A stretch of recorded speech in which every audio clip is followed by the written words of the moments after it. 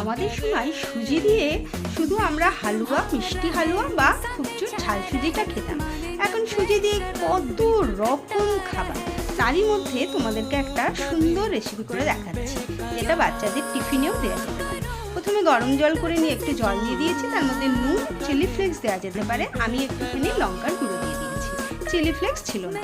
তার মধ্যে ওই সুজিটাকে দিয়ে আর 2 চামচ আটা দিয়ে ওটাকে আটার লেচির মতো করে নিয়েছি। তারপরে আটা মাখার মতো করে 2টো লেচি কেটে নিয়েছি। এদিকে পুরের জন্য পেঁয়াজ, গাজর, ক্যাপসিকাম, পনির, কাঁচা লঙ্কা নিয়ে নিয়েছি। পনিরগুলো আগে ভেজে নিলাম, ভেজে নিয়ে তারপর ওই তেলের মধ্যে আমি একটু পেঁয়াজ, কাঁচা লঙ্কা ফ্লেভারের জন্য, টমেটো আর দিয়ে দিলাম একটু নুন। ভালো করে একটু ভাজা হয়ে গেলে গাজর দিয়ে দেবো, ক্যাপসিকাম দিয়ে দেবো, দিয়ে ভালো করে একটু ভেজে নেব। খুব বেশি তেল দেওয়ার দরকার নেই, অল্প তেলেই করতে হবে।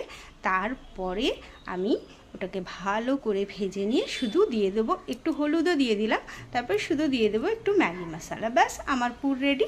তারপরে ওই যে লেচিগুলোকে রুটির মতো করে, পরোটার মতো করে সেঁকে ওপরে ওই পুরটা দিয়ে এপিট ওপিট করে ভেজে